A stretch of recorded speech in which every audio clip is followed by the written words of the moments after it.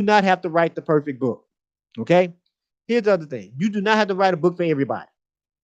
Everybody on the planet don't need to read your book because you don't have to try to write to everybody on the planet. Do you know how hard and difficult that'll be trying to write to everybody on the planet? All these different people on the planet, you trying to write to them. Man, that's just too much work, right? That's too unrealistic. However, you can write to certain groups of people. So when I write, since I write in two spaces, I write in self-help and I write in entrepreneurship.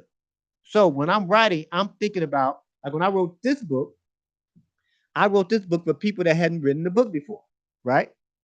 So you too can write a book. It's all designed about a person that hasn't written the book. Now, some people that have wrote a book before, they buy the book too, and then say, man, I learned some stuff that I wish I'd known before I wrote my first book. But that's cool. But I'm writing it to people that haven't written the book. Now you notice it said you too can write a book. I'm not writing anything about publishing.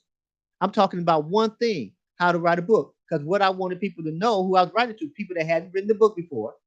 And secondly, what I wanted them to know is how they can write their own book, how they can do it themselves, right? Now, again, a lot of people they use ghostwriters.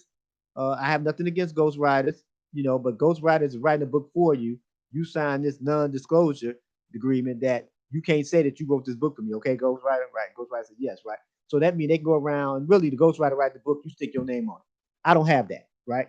And every book that I've written, I haven't taken chapter 2 out of one book and made it chapter 5 in another book. No, no, no, no, no. All my books come original cut, right? Because I do the same thing in every book. The same things I taught you how to do in this book are the same things I do to write all these books. So if I had a panel of about 20 authors, right? And you would think that'd be a good panel, man. 20 authors, man, you can learn so many different things from 20 different people, right? About how to do one thing, right? Or write a book. Well, I'm like 20 authors wrapped into one. See, I can tell you how to write a book because I've done this thing about 20 times. Well, more than that, right? So I know how to actually do it. Now I don't know everything about writing a book, okay? I haven't made all the mistakes about writing a book, and not trying to make all the mistakes, trust me. But I know a whole lot how to write 20, right? And know how to do it consistently for almost 2 decades. So I probably can teach you a couple of things. And this one thing I want you to understand, you have to look at yourself as an author. You have to. If that would help you write a book. Again, who am I writing to? And what is it that I want them to know? Who am I writing to? And what is it that I want them to know? And now, until I get those two things, I'm gonna have problems writing this book. Am I trying to write an autobiography about my life, or am I trying to teach you something from my life? Those are two different ways to look at it. And most people, when they write their own book, it's just a story about them. Story about how they lost weight, gained weight, how they, maybe they were abused or something happened to them. And not saying that's not important. But if you just say, let's use that example. A person said, well, I was abused when I was a child. Okay, we'll say that. So I want to write this book. What do you want to write about? How I was abused when I was a child. Okay. So I'm the reader. What is it that you want me to know? Well, how I was abused when I was a child. Okay, but what does that do for me? Now that doesn't mean that that's not important that you were abused when you were a child. But as a reader, what does it do for the reader? Oh, I just want everybody to know how I was abused when I was a child. Well, that may not do you too well if you're not thinking, because you're not thinking about me, the reader.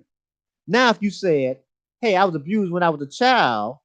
I want to write a book on how to actually avoid negative behaviors because you were abused when you were a child and how to get past that pain." Oh, okay. Then somebody said, that's me.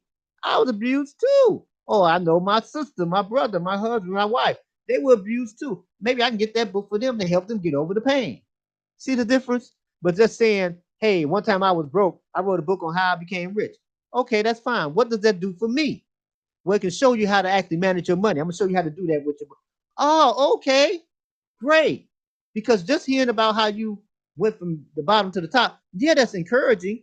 But you have to think of the reader saying, what's in it for me? What do I get? Because you don't want people to have your book and say, so what? Okay, that happened to you. It happened to me too. Right? It happened to my mama, it happened to my daddy, it happened to my sister, brother, right? So you want people to say, it's 10 steps on how to get out of this situation. 5 steps on how to do something better. 25 steps on how to do whatever, right? It doesn't have to be what I'm saying, steps, but it's something you're looking at. What is it that I can get from me? What about five? One, about five? Okay.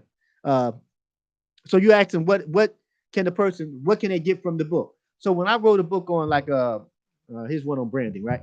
And when I wrote that to independent business owners to teach them if they had a company with 1 to 5 people, how to brand their business better with 1 to 5 people. I didn't write it to a Fortune 500 company on how to brand.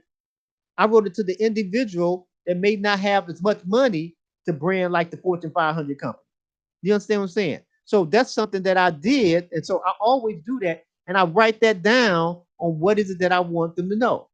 What is it that I want them to know in my book or from my book?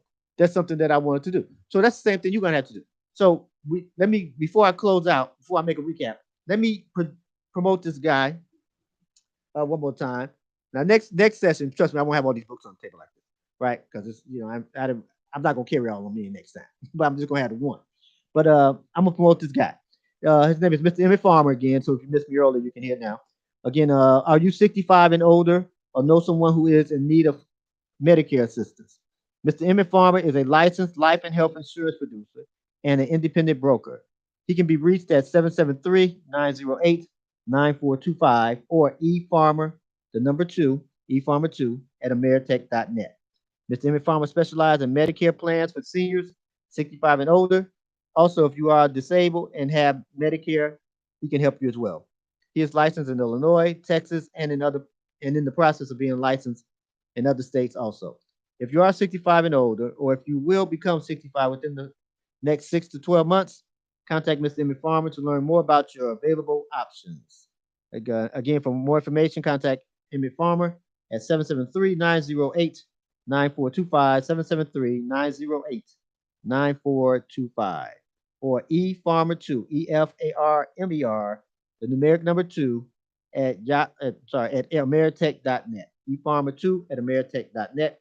You also get a free consultation by mentioning that you heard about Mr. Emmett Farmer and his business here on the Great Business Skills Show with the host, Dr. Anthony L. Gantt, here on IntellectualRadio.com and iHeart Station, and the station that feeds your brain. So let's do a recap of what we have discussed.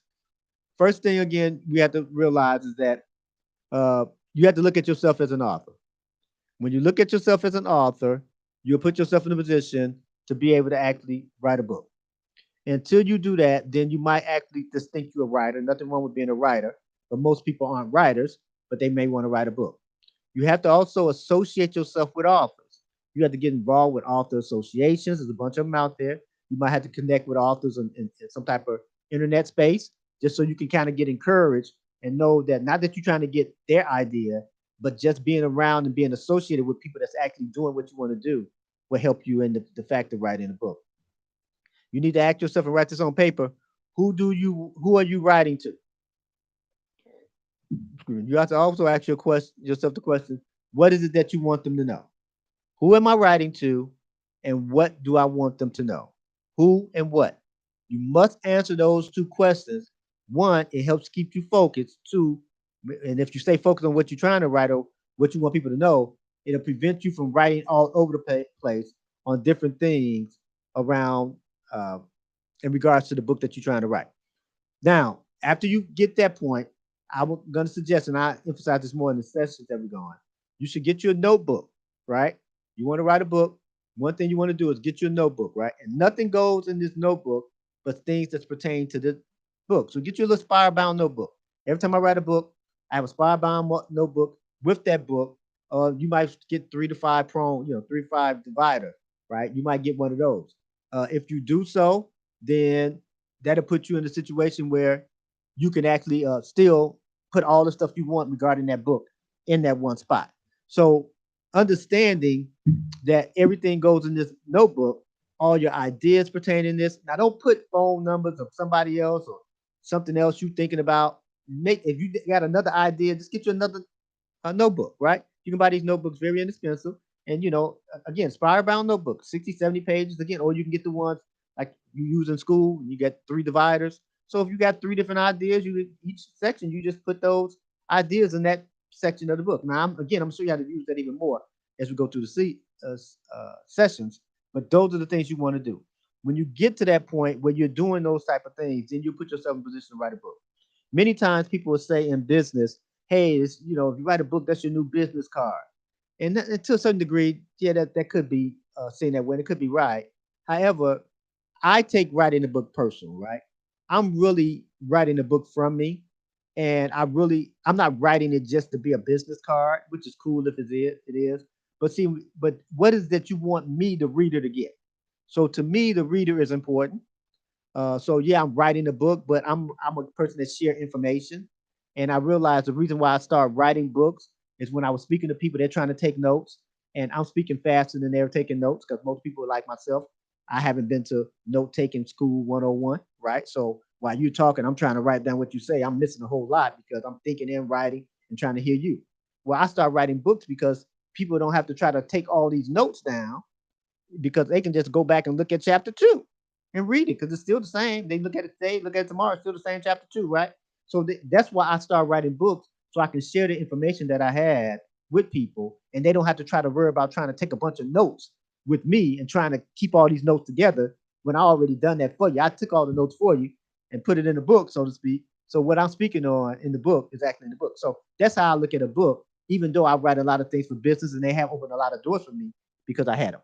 So uh, I want you to first get your notebook, write on there who are you writing to, what is that you want to know. Put at the top of that notebook, or inside that notebook, maybe 10 times you write, hey, I am an author, right? Also, practice on your signature. Again, you don't have to tell the whole world this. Write your signature a few times because all authors, every time I sell a book, directly to people, I have to sign it. So, every time I'm signing, I'm thinking of, man, I mean, the time I didn't have any books out, man, I was signing a notebook, right? But now I sign books, right? I don't sign notebooks anymore. I sign books now. So you can do the same thing. So those are some things you have to do to get you started. Obviously, I said a lot, but we're going to say even more on foundational stuff as we proceed through the session. So this is a business skill that I think you can have, and it can help you with your business, obviously. It can help you get into a certain business, get into a certain market. It can help you do a whole lot of things, help you become more of an authority and everything. So keep in mind, so I'm going to wrap it up. Keep in mind that great business people aren't born great. Great business people are made great by having great business skills. And I'll see you next time.